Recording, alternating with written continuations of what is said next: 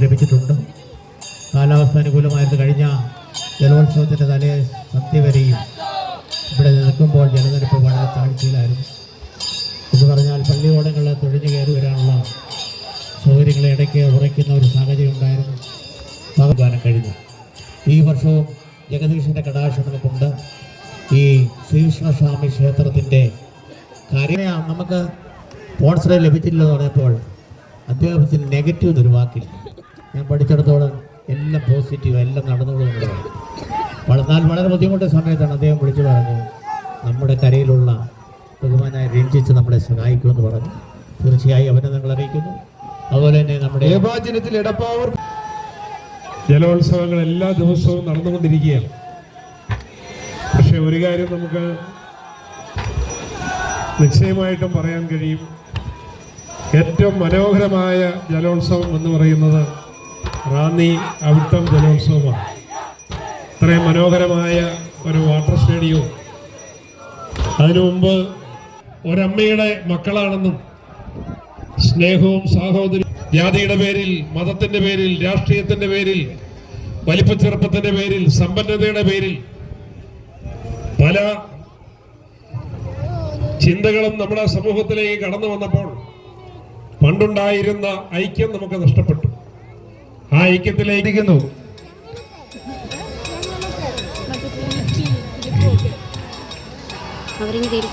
ആരംഭിക്കണം.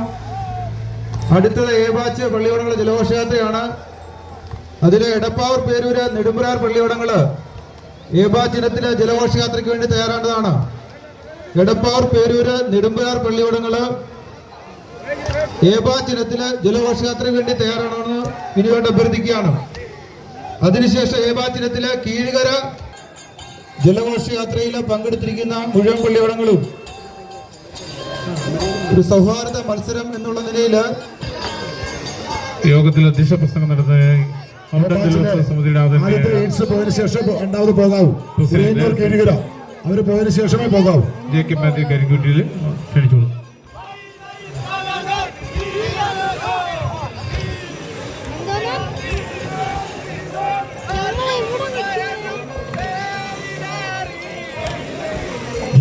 ഉദ്ഘാടനം ചെയ്ത ആദരനായ അങ്ങാടിക്കാരനുമായ എന്ന് പറഞ്ഞാൽ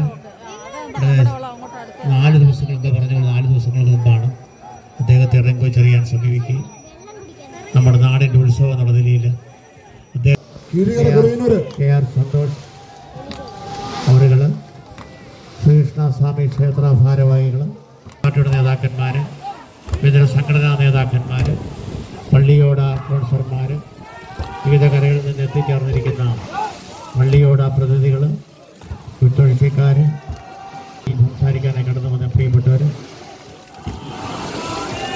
സ്വാഗത പ്രാസംഗികൻ ബഹുമാനായ നമ്മുടെ DK രാജപ്പൻ അവരുടെ ജനറൽ സെക്രട്ടറി, ട്രോഫികൾ വിതരണം ചെയ്യുവാൻ എത്തിച്ചേർന്നിരിക്കുന്ന